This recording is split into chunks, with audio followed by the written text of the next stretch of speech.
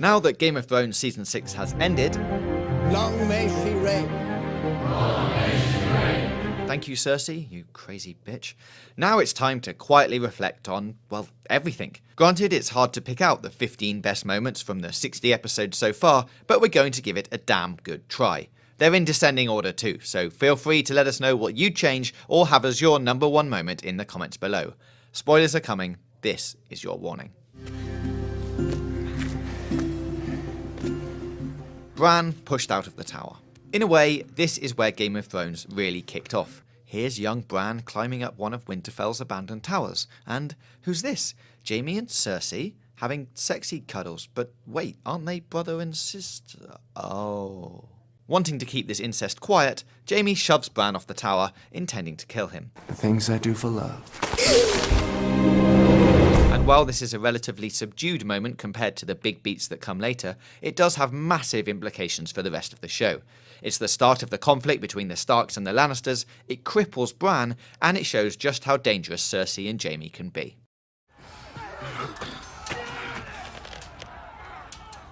Jon and Ygritte's tragic reunion. There was never going to be a happy ending for Jon Snow and Ygritte, was there? He was a spy for the Night's Watch. She was a fiery free woman loyal to Mance Rayder. He broke his vows, then broke her heart when he turned on the wildlings and returned to the Wall. And yet, we always hoped there would be some kind of resolution for them. Maybe they bury their differences, accept they loved each other and fight side by Oh, good one, Ollie, you little shit. This is one of the show's most tragic deaths. It didn't have to happen. It's perpetrated by a character desperate to right a previous wrong, who thought he was doing the right thing. And it's more than a demise of a person, it's the death of a love story. Oh, Ollie, you giant tool bag. I can see I have my work cut out for me. Arya kills Meryn Trant. If you have a kill list and you're looking to cross a name off, this is how you do it. Yes, the show made short work of turning Trant from bit of a dick who enjoys his job too much into child-beating waste of skin. But when Arya finally catches up with him and stabs his eyes out before delivering a wonderful vengeance speech, it's a real fist-pumping moment. True, it doesn't matter much in the overall world of Thrones, but it's a bad guy getting what he's due, and that can only be a good thing.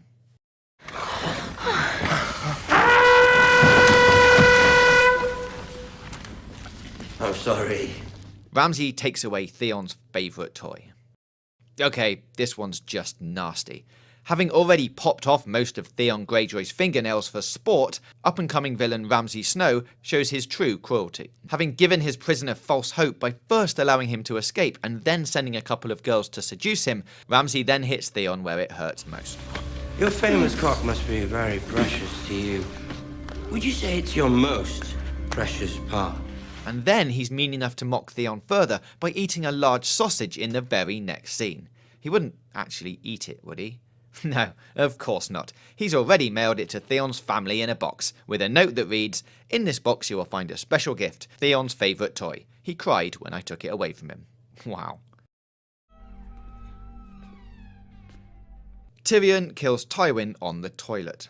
Having been persecuted by his father all his life, and literally prosecuted by him throughout Season 4, Tyrion is freed from his cell by Jaime and instructed to leave the Red Keep. Except he doesn't.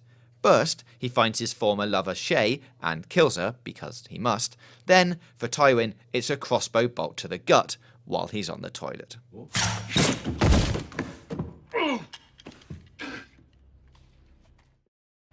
Lord Commander, it's one of the wildlings you brought back. Says he knows your Uncle Benjen.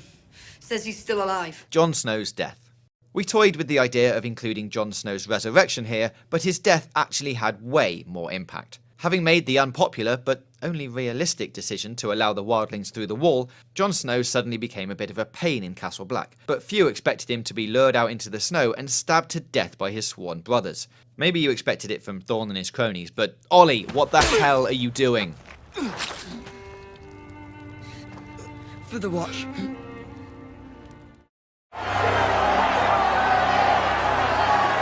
Ned loses his head. This was the first time in Game of Thrones where it became clear that anything goes. No one is safe in this show. The bad guys can win, and all our hopes will be dashed at the last second again, and again, and again. Here, Ned swallows his honour to save his life and protect his family, but Joffrey has him executed anyway, instantly elevating him from little shit to villain number 1. It has massive implications for the rest of the show, and we're still feeling the repercussions in Season 6 as the North struggles to pick up the pieces of the lost Stark family. It felt big at the time, but this was probably the most significant moment in the whole show. And yeah, it's only at number 9. Listening to talkers makes me thirsty. The Hound gets his chicken. To be honest, we could have picked any of the Hound scenes for this list. For example, this is another close contender. Fuck the King's Guard. Fuck the city. Fuck the King. However, the scene that feels maximum Hound is where he bumps into a bunch of Lannister men in an inn, and they all have an altercation over chicken. It's the perfect example of why the Hound is a fan fave. He's aggressive and has a devil-may-care attitude, but is also eloquent and, whisper it, a decent guy beneath all the buster. Come on, really, who can forget this line? You don't seem to understand the situation. I understand that if any more words come pouring out your cunt mouth, I'm gonna have to eat every fucking chicken in this room. Cersei unleashes wildfire on the Sept. After some heavy foreshadowing via Bran's visions and a few casual mentions from Tyrion, everyone knew there was a cache of wildfire floating around King's Landing, and it probably wasn't going to end well. However, that didn't lessen the impact of seeing Cersei unleash it on the Seven, creating one of the series' biggest holy shit moments. That explosion took out the High Sparrow, Marjorie, Loras, Mace Tyrell, and Kevan Lannister, along with anyone in about a mile's radius, and these poor buggers flattened by a falling bell. The timing threw out all expectations for the finale of Season 6, placing what felt like a cinematic finisher right at the start of the episode. Good.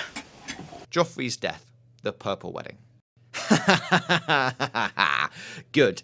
We all wanted this. We wanted it so badly. Ever since Joffrey had Ned's head snipped at the end of Season 1, and for the next 20 or so episodes when we see Joff turn into a royal monster. So when the Queen of Thorns conspires with Littlefinger to kill off the boy king at his wedding, it's a big moment. We all let out a sly smile, knowing the Lannister dynasty has finally taken a step towards ruin.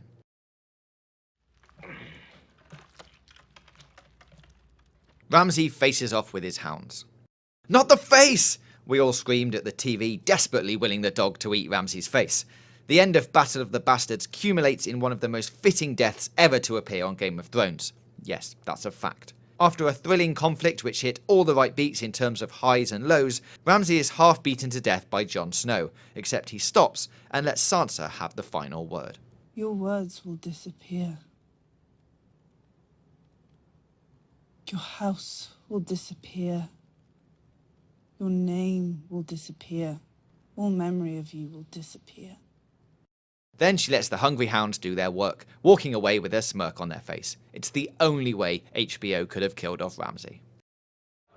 Your Grace. The Red Wedding.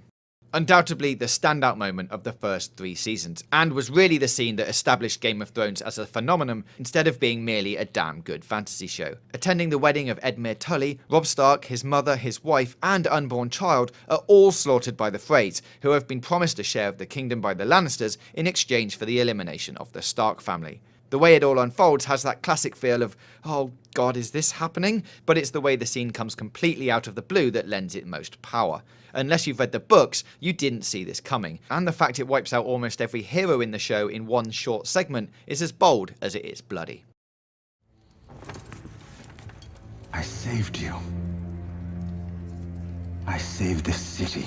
Tyrion's trial and that speech. So you're wondering why Tyrion's trial is ahead of the Red Wedding, ahead of Ned Stark's execution, ahead of Ramsay's death. Well, it's because it's a powerful moment that contains some of the best acting in the whole show. When Tyrion realises it's Shae giving false evidence against him, you share his pain as the last shred of hope drains from him. Then you share his anger as he delivers his tirade against his accusers, having confessed to being guilty of being a dwarf. But it's this line which absolutely nails the scene. I did not kill Joffrey, but I wish that I had. Watching your vicious bastard die gave me more relief than 1,000 lying whores. I wish I was the monster you think I am. I wish I had enough poison for the whole pack of you. I would gladly give my life to watch you all swallow it. I am the brother of Elia Martel. And do you know why I've come all the way to this stinking shit pile of a city? For you? Mountain and the Viper. As a direct result of Tyrion's speech, this happens. The Mountain and the Viper is a Game of Thrones classic. It's a battle between the kind of good and the unbelievably bad. It's beautifully choreographed, excellently paced, and just when you think it's going to end with a victory for Oberyn, it all goes horribly wrong. You watch in slow motion as the Mountain sweeps the Viper's feet from beneath him, and the realization that something sudden and horrible is about to happen starts to dawn on you. And then comes the death. I killed her children. Hold the door! Hold the door. And we end on a positive note. Well, as positive as Game of Thrones gets, really. Hodor's sacrifice at the end of the door in Season 6 not only cements his position as one of the most noble, lovable characters in the whole damn show, it also answers one of the big questions we've been asking for more than 50 episodes. Why does Hodor say Hodor? When the revelation comes, it gives us both a tragic realization of what's happening and a sense that everything Hodor has done in the show has been leading up to this singular point. It's smart storytelling at its best, a heroic end to a much-loved character, and easily one of the show's most emotional scenes.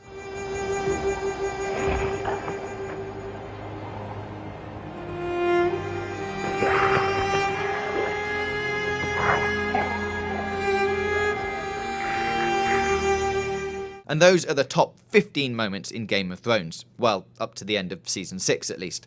Let us know if you think we've missed something in the comments below, and don't forget to subscribe for more entertainment news, reviews, previews and features right here on Games Radar Plus.